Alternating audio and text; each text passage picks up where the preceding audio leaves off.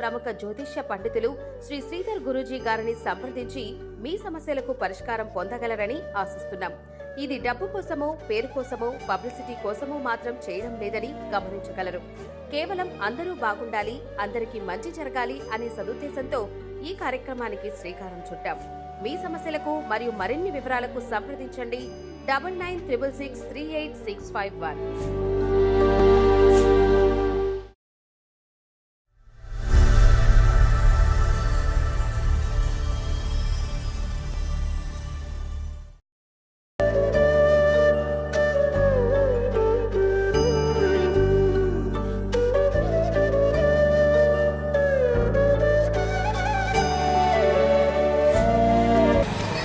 అందరికీ నమస్కారం.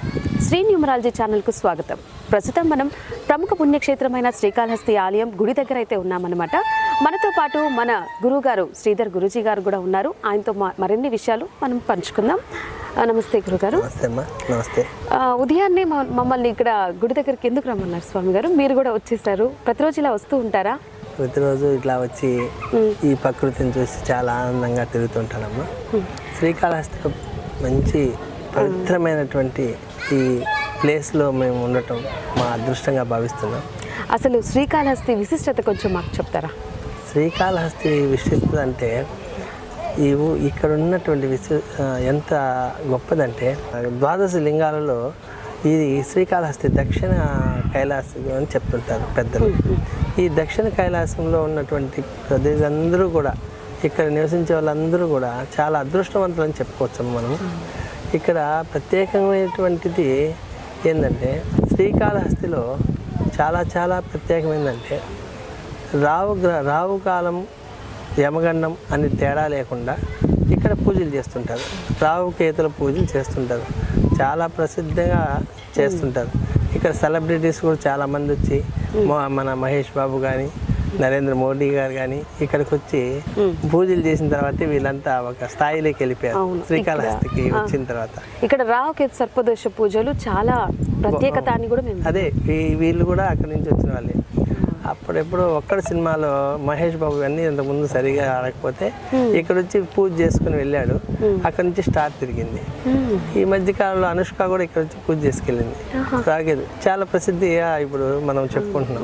అలాగే ఇక్కడ చాలా మంది సెలబ్రిటీలు ఇక్కడ వచ్చి పూజ చేసుకున్న దాంతో ఖచ్చితంగా ఇక్కడ ఒక ప్రసిద్ధి ఉండాలి. అది ఏంటంటే ఎక్కడైనా ఈ గ్రహణం పట్టిన రోజు ఎక్కడైనా గుళ్ళు మూసేస్తారు. శ్రీకాళహస్తిలో గుడులు మూయరు. ఏంటంటే ఇక్కడ ప్రత్యేకత, ఇక్కడ ఏ రోజైతే గ్రహణం ఉంటుందో ఆ రోజు తెరిచి పూజలు చేసి స్వామి దర్శనం ఇస్తుంటారు.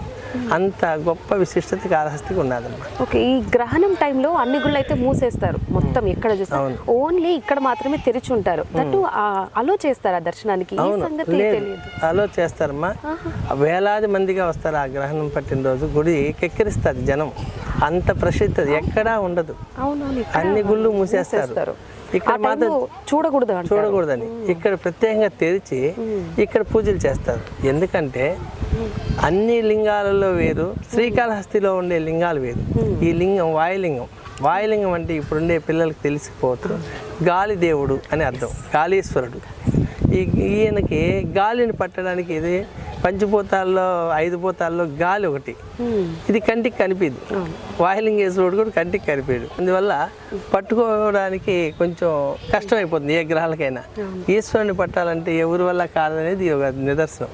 అందువల్ల ప్రత్యక్షంగా ఇక్కడ ఉన్నాడు శివుడు అనేది ఈ పుణ్యక్షేత్రంలో నిజమైనటువంటి మాట. ఇక్కడ ఉన్నాడు శ్రీకాళహస్తి అనేది ఇక్కడ ఉన్నటువంటి భావం. అవును, భక్తులు కూడా ఎలా అయితే తిరుమల దర్శనానికి వస్తారో అక్కడ నుంచి ఖచ్చితంగా కాళహస్తి దర్శనానికి అయితే వస్తూ ఉంటారు. ఆ శివయ్య దర్శనం చేసుకొని కానీ వెళ్ళరు. గురుగారు, ఈ శ్రీకాళహస్తిలో స్పెషల్గా శనీశ్వర స్వామికి కూడా అభిషేకాలు చేస్తూ ఉంటారంట. ఎందుకు స్వామి? శనిగ్రహం జరిగినప్పుడు ఒక మనిషికి చాలా కష్టాలు వస్తుంటాయమ్మా. నా జ్యోతిష ప్రకారంగా శనిగ్రహం జరిగినప్పుడు జరిగే వాళ్ళకి ఉన్నది లేనట్లుగా భావించి కొత్త ఆలోచనలన్నీ పుట్టి ఉన్నది పోగొట్టేటువంటి అవకాశం ఎక్కువ ఉంటుంది. కొత్త ప్రయత్నాలు అయితే ఎక్కువ చేస్తుంటారు జాతకరీత్యా. ఈ జాతకరీత్యా కొత్త ప్రయత్నం చేయడం నేను కూడా అందరికీ ఏం చెప్తుంటాను అంటే శనికి తైలాభిషేకం చేయించండి అని చెప్తుంటాను. ఇక్కడ శ్రీకాళహస్తిలో ఎందుకు ప్రత్యేకం అంటే శ్రీకాళహస్తిలో అభిషేకం శివుడికి జరిగేటప్పుడు ఇక్కడ శనేశ్వర స్వామి కూడా అభిషేకం జరుగుతుంది. అంత ప్రత్యేకం వచ్చింది అక్కడ.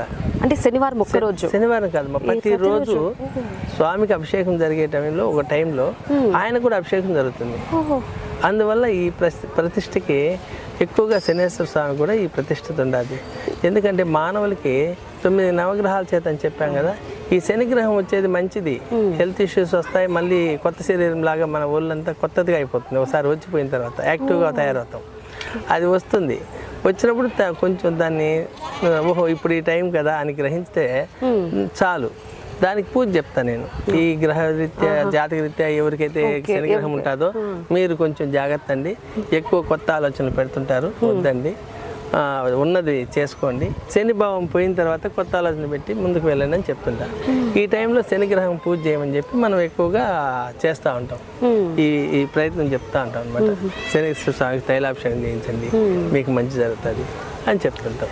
అట్లా శని గ్రహం అదే శని ప్రాబ్లం ఉండేవాళ్ళు ఓన్లీ శనివారాలే చేస్తే మంచిదా లేకపోతే ప్రతిరోజు చేయాలా? శనివారం చేసుకోవచ్చు, కొంతమందికి విధి లేని పరిస్థితుల్లో మిగతా రోజులు కూడా చేస్తుంటారు.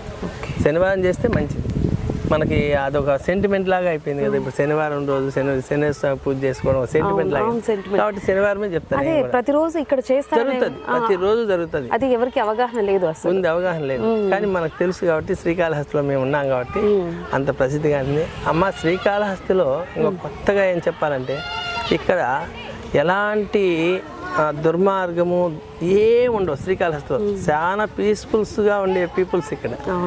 ఎవరైనా ఒక కొద్దిగా రౌడీజంగానే ఇక్కడ చేసినట్లుగానే అయితే గత 2 సంవత్సరాలకే ఈశ్వరుడు వాళ్ళని ఎక్కడ పెట్టాలని అక్కడ పెట్టేస్తుంటాడు. ఏం చేస్తుంటాడు. మాకు కూడా అది అవగాహన లేనటువంటి ఇది. శ్రీకాళహస్తిలో ఒక చిన్న దుర్భాషలాడేటువంటి వ్యక్తి కొద్ది రోజుల తర్వాత మాయమైపోతుంటాడు ఇక్కడ. అది ఎలా అయిపోతాడో ఆయనకే తెలియాలి, మనకి ఎవరికి తెలియదు అసలు. అంత పవిత్రమైన ప్లేస్ ఇది. దాన్ని చూస్తే ఎక్కడ ఉండే పీపుల్స్ అంతా కూడా చాలా చాలా చాలా సున్నితంగా మాట్లాడే భావం ఎక్కువ ఉంటుందమ్మా ఇక్కడ అందరికీ. ఓకే గురుగారు, ఇప్పుడు మనుషులందరికీ ఏవో ఒక ప్రాబ్లమ్స్ వస్తూ ఉంటాయి. ఈ గ్రహ దోషాలు కూడా వాటికి కారణమై ఉంటాయి. అసలు ఈ గ్రహ దోషాలు మొత్తం పోవాలంటే మనం ఏ పూజ చేయాలి, అభిషేకం చేయాలి? ఈ గ్రహ దోషం పోవాలంటే 9 నవగ్రహాలు కదమ్మా. ఈ 9 నవగ్రహాలు పూజ చేసుకోవాలంటే నవగ్రహాలు తిరిగితే సరిపోతుంది. సృష్టిలో దేవుడు చాలా అత్యుతంగా ఉన్నారు, దేవుడు లేని చోట్లేదు. కాబట్టి నవగ్రహాలు అన్ని గ్రహాలు ఉండే దగ్గర పోయి మన ప్రదక్షిణ కనుక చేసుకున్నట్లయితే మనకు ఆ ప్రభావితం ఖచ్చితంగా తగ్గుతుంది. ఆ దేవుడికి ఏ దేవుడికి ఏమున్నాయి అనేది మనకు కొంచెం తెలియబడతాయి. శనేశ్వర స్వామికి అయితే నువ్వులు తీసుకెళ్తాం, ఎర్ర కందులు ఉద్దులు ఇలాంటివి తీసుకెళ్ళి ఒక గ్రహానికి పెట్టి పూజ చేస్తుంటాం. అది కూడా ఫలితాన్ని మనకి ఇస్తుంది. ఆ గ్రహాలన్నీ కూడా మనకు అనుకూలం చేస్తాయి. ఇవన్నీ దానం చేసిన దానివల్ల కొంచెం అనుకూలత అనేది బాగా ఏర్పడి మనకు చాలా చెడ్డదారిలో వెళ్ళవలసిన వాళ్ళు మంచి దారికి వచ్చే అవకాశం ఎక్కువ ఉంటుంది. నిజంగానే ఇలాంటివి ఉంటాయంటారా? అంటే అలా చేస్తే పోవడం, చేయకపోతే రావడం, దోషాలు కలగడం. మనసు గాలి అమ్మా, ఇది మన మనసు గాలి. ఈ గాలికి ఎక్కడికైనా వెళ్ళిపోతూ ఉంటుంది. అది ఆపడానికి ఒకే ఒక దారి ఏంటంటే ఒక భక్తి ఒకటే.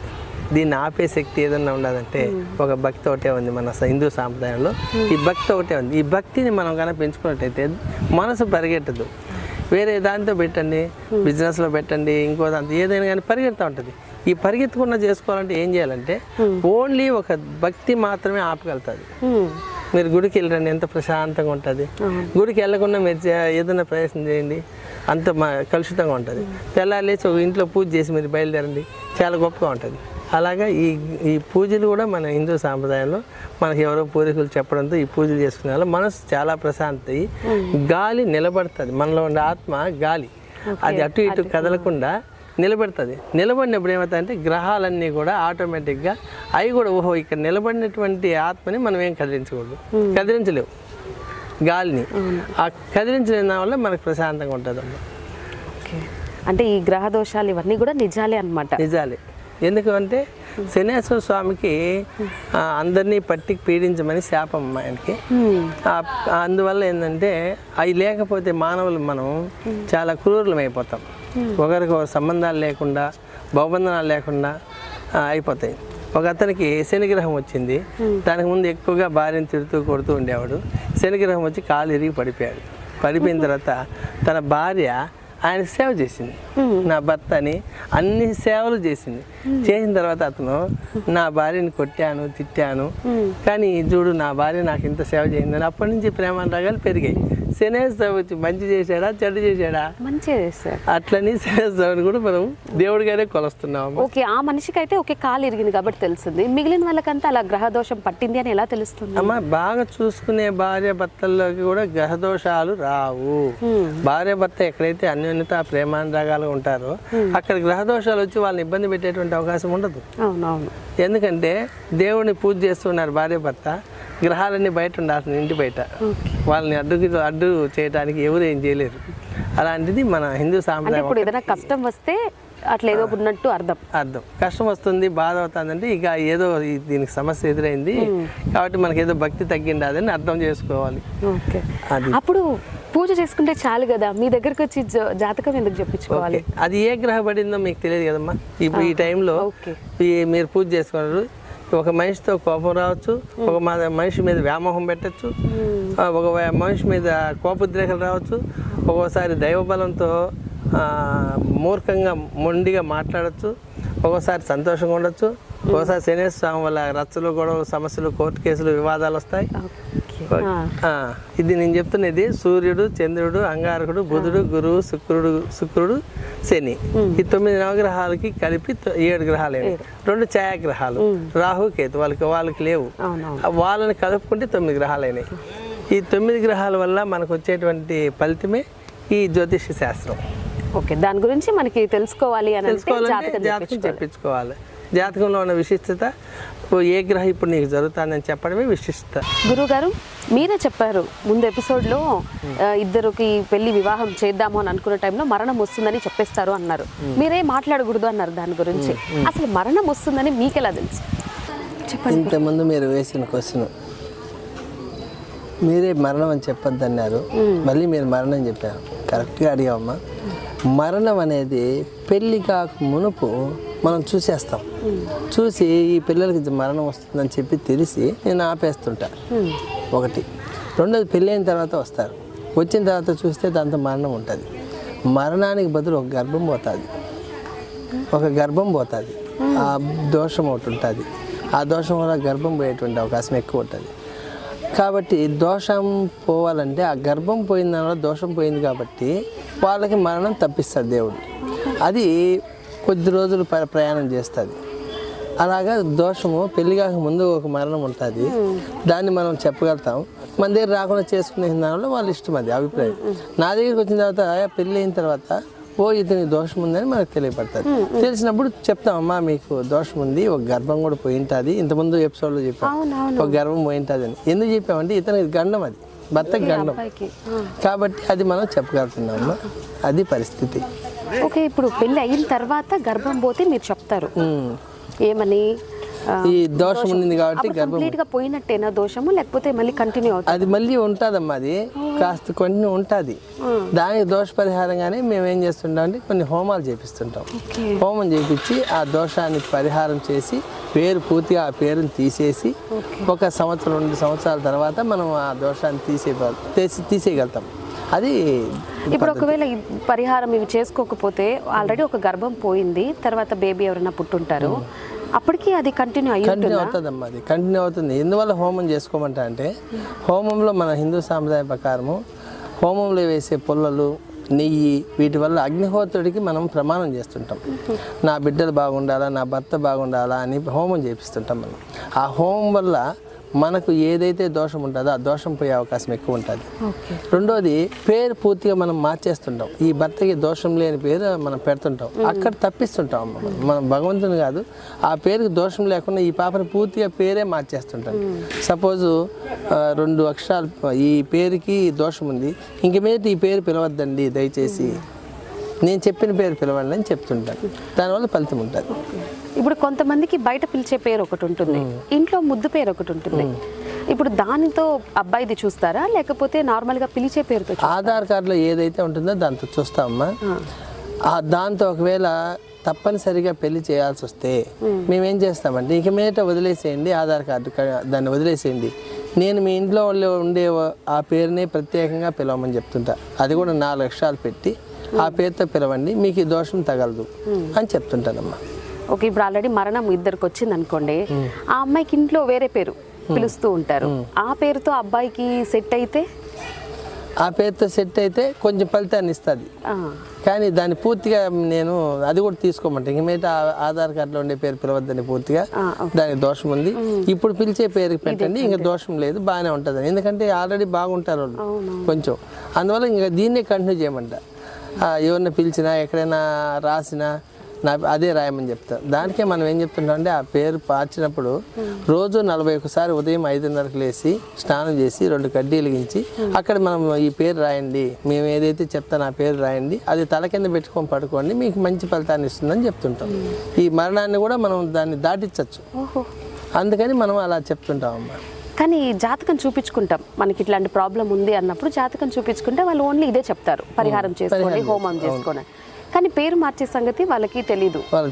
అప్పుడు ఈ పరిహారం చేస్తే వాళ్ళకి తగ్గుతుందా, అదే ప్రాబ్లం పోతుందా, లేకపోతే న్యూమరాలజీ ఖచ్చితంగా చేసుకోవాలా? దానికి అందుకే అమ్మా మనకి ఆల్రెడీ ఇన్ని వచ్చేసాయి. ఆల్రెడీ మనం మరణాన్ని కూడా దాటించేటువంటి శక్తి ఆలోచనలు పెరిగిపోయినాయి. నేను చిన్న సింపుల్గా చెప్తున్నాను, పేరు మార్చుకొని హోమం చేసుకుంటే మీకు ఈ దోషం పోతుందని చెప్తున్నాను. ఓకే, కానీ బయట వాళ్ళకి ఆల్మోస్ట్ తెలియదు, చెప్పే వాళ్ళకి కూడా తెలియదు. అట్లా నేను కొద్దిగా మారుస్తుంటానమ్మా. ఓకే, దానివల్ల ఫలితం చాలా బాగుంటుంది. ఓకే, ఇప్పుడు హోమం ఒకటే చేసేస్తే కూడా ప్రాబ్లం హోమం చేస్తే ఉంటుంది, అది 1 సంవత్సరం 2 సంవత్సరాలు ఉంటుంది, మళ్ళీ అదే పేరుతో పిలుస్తారు కదా, మళ్ళీ చేయించుకోవాలి. ఇప్పుడు క్లారిటీ, మళ్ళీ చేసుకోలే కదా హోమం అంటే. ఓకే అమ్మా. గురువు గారు, మీకు ఒక స్పెషల్ క్వశ్చన్ అన్నమాట ఇది. చెప్పండి. ఇప్పుడున్న మోడర్న్లో, ఇప్పుడున్న సైన్స్ అండ్ టెక్నాలజీ ఈ టైంలో ఎక్కువ మంది ప్రేమ వివాహాలు ఇష్టపడుతుంటారు. అసలు ఎందుకు ఈ కాలంలో ఎందుకు ప్రేమ వివాహం ఈ యువత ఇష్టపడుతున్నారు? కూర్చోండి అమ్మా, చెప్తాను. ఇప్పుడు కాలంలో ప్రేమ వివాహానికి ఎందుకు మనం మూవ్ అవుతున్నామంటే, మానవులకి కామ, క్రోధ, మోహ, మద, మాత్సర్యం 6 అర్షక వర్గాలు ఉన్నాయమ్మా. దీంతో కామ, క్రోధ, మోహములు ఎక్కువగా ఇప్పుడు ఉండేటువంటివి. మిగతాటివి వయసు అయిన తర్వాత వస్తాయి. ఈ 3 ఉంటాయి: కోపము, మోహము, మదము. మదం అంటే నేను, ప్రేమ, కామం అంటే స్త్రీ కోరిక. కాబట్టి ఇవి ఎక్కువగా ఉన్నదానివల్ల యూత్కి మీకే కోసమే చెప్తున్నాను, మళ్ళీ మీరు దీన్ని ఖచ్చితంగా చూడండి, ఇది మీకోసమే. యూత్లో ఉన్న పిల్లలకి కామక్రోధాలు ఎక్కువ ఉంటాయి. కామక్రోధాల వల్ల యూత్ ప్రేమ వివాహానికి ముందడుగు వేస్తున్నారు. ఈ ముందడుగులో మీకు తెలియనటువంటిది ఏంటంటే, మీ జీవితాలను నాశనం చేసేది కామమే. జ్యోతిషపరంగా చెప్తున్నాను, కామమే. అది కన్నా పక్కన పెడితే మీరు ఎంతో ఎత్తుకు ఎదిగేటువంటి అవకాశం ఎక్కువ ఉంటుంది. ఎందుకంటే ఒక అమ్మాయిని ప్రేమలో పడితే మీ జీవితంలో ఆ అమ్మాయి కోసమే మీ జీవితాలంతా కూడా ఎతుకుతూ ఆ అమ్మాయి ఎప్పుడు ఐ లవ్ యూ చెప్తుందో అనేటువంటి ఆలోచనతో మీరు ముందుకు వెళ్తుంటారు. చదువుని పక్కన పెట్టేస్తున్నారు. ఆ అమ్మాయి ఎప్పుడు ఐ లవ్ యూ చెప్తుందో అని పెద్దవాళ్ళు కూడా పక్కన పెట్టేసి మనం ఒక అమ్మాయి వెంట వెళ్తున్నాం. దీనికి ఉదాహరణ చెప్తున్నాను. ఒక అతను జ్యోతిష్యం చెప్పమని మా ఇంటికి రమ్మన్నాడు. నేను వెళ్ళాను.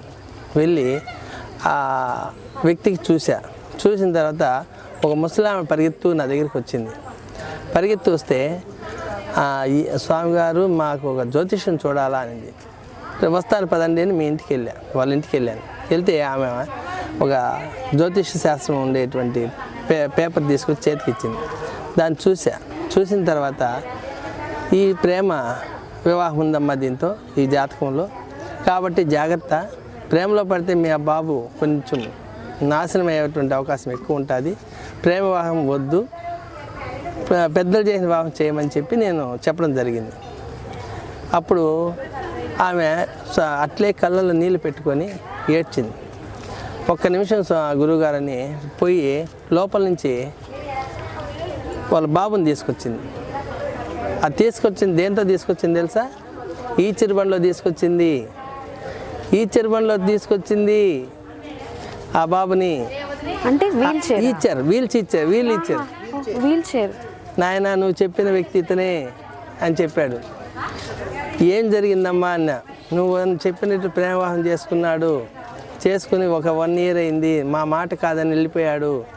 అక్కడ అమ్మాయి చేసుకున్న తర్వాత ఇంకొక పురుషుడితో చాటింగ్ పెట్టుకున్న తర్వాత ఇతను నా జీవితం నాశనం అయిపోయిందని ఆ వీడియోలు చూసి ఇతను పాయిజన్ తీసుకొని తాగేసాడు. తాగేసిన తర్వాత ఏం జరిగింది తెలుసా? ఒక కాలు ఒక చెయ్యి అవిటివైపోయాయి. తను బాత్రూమ్ పోతే కూడా కడుక్కోలేని పరిస్థితికి వచ్చేసాడు. తల్లి కడుగుతా ఉంది.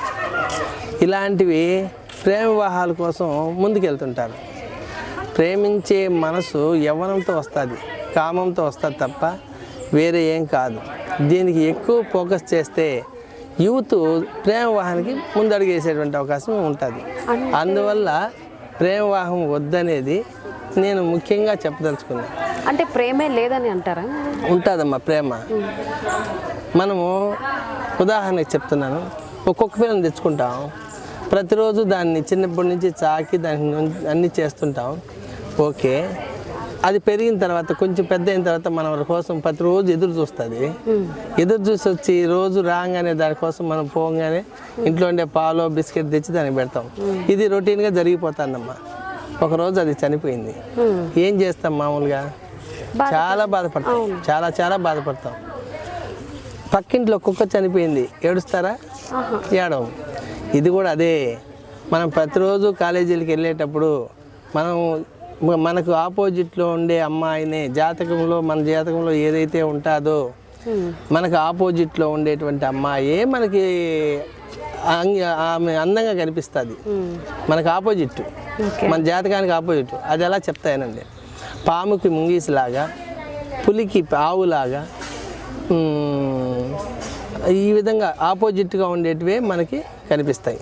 కానీ చాలా మంది ఉంటారు, అందులో ఎందుకు ఒక్కరు వాళ్ళనే సెలెక్ట్ చేసుకుంటారు? అది ఆపోజిట్ అమ్మా. చరాచర జీవరాశిని ఒక రూమ్లో పెట్టేస్తే అక్కడ పాము ముంగీసుని చూస్తుంది, ఆవు పెద్ద పులిని చూస్తుంది, ఏనుగు ముసలిని చూస్తుంది. వీటికి వైరం, ఈ వైరం వల్ల కొట్టుకుంటాయి రెండు. అదేవిధంగా మనకు ఆపోజిట్ ఉండే అమ్మాయి మనకి ఆకర్షణీయంగా కనిపిస్తుంది. అలా మీరు చెప్పిన దాన్ని బట్టి చూస్తే వాళ్ళకి గొడవ కదా అవ్వాలి, ఈ ప్రేమ ఇలా వస్తుంది. ఆపోజిట్ కాబట్టి ఆకర్షింపబడతాయి. పెళ్ళి అయిన తర్వాత కదా గొడవ వస్తుంది. పెళ్లి కాకముందు చచ్చిపోదాం అనుకుంటున్నాను, చేసుకున్న తర్వాత ఇప్పుడు చచ్చిపోవాలనిపిస్తుంది. ఇది ఎక్కడి నుంచి వచ్చింది? ఆపోజిట్.